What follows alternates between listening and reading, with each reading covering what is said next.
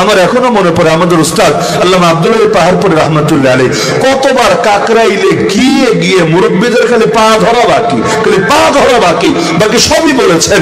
এই যে আপনারা যে বলেন যে ইলম দুই প্রকার, ফাজাইলে ইলম, মাসাইলে ইলম। ফাজাইলে ইলম শিখতে হবে তালিমের হালকা থেকে, মাসাইলে ইলম শিখতে হবে উলামায়ে কেরামের কাছ থেকে।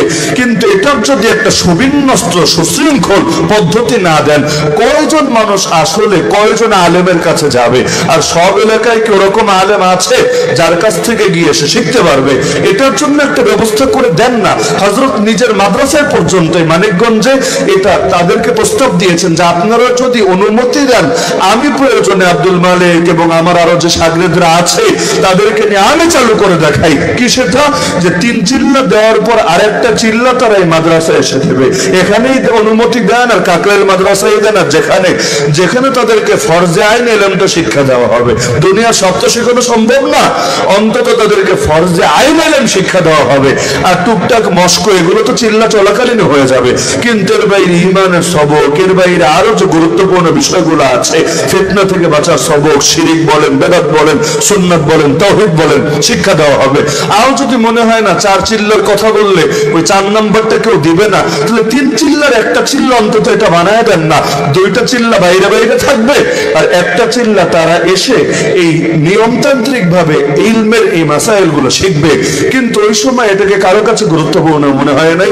আজকে সবাই বুঝতে পারছে যে আলেমকে মাইনাস করে চলতে গেলে এবং আলেমের প্রতি মানুষকে ঝুঁকানোর ব্যবস্থা নিয়মতান্ত্রিক ভাবে না করলে পরবর্তীতে যে আলেমকে পিটানোর মতো মানসিকতা অনেকের ভেতরে আসে, আজকে গোটা বাংলাদেশ না গোটা দুনিয়া দেখতে পাচ্ছে।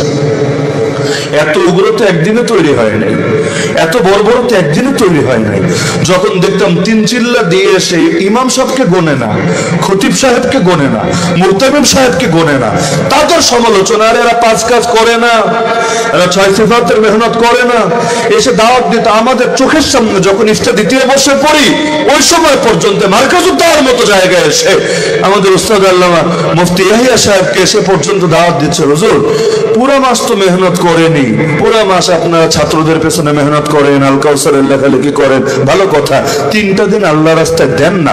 আমি তখন সামনে বসা ফতোয়া দেখাতে গিয়েছিলাম, রক্তে আগুন জ্বলে গেছে। বলে কি তাহলে এই 27 দিনকে শয়তানের রাস্তায় নাকি, যে 3 দিন মাদ্রাসা বন্ধ করে এখন আল্লাহ রাস্তায় যেতে হবে?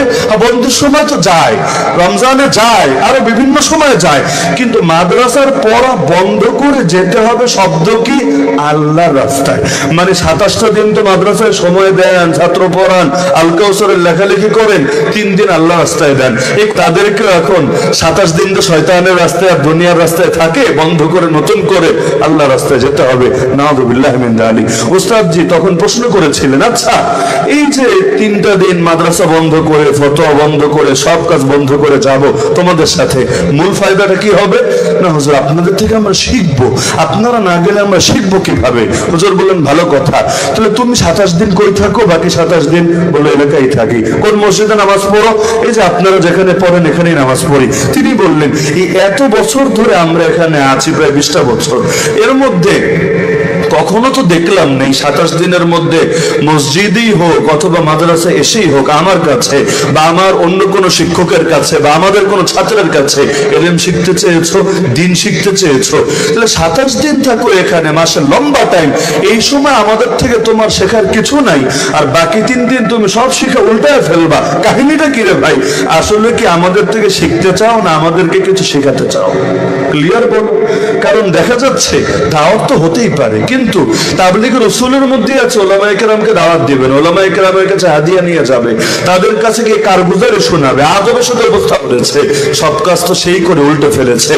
ওই রকম শুরুতেই যদি সব ক্ষেত্রে লাগাম টানা যেত, আজকে এত অপব্যাখ্যা শুনতে হতো না।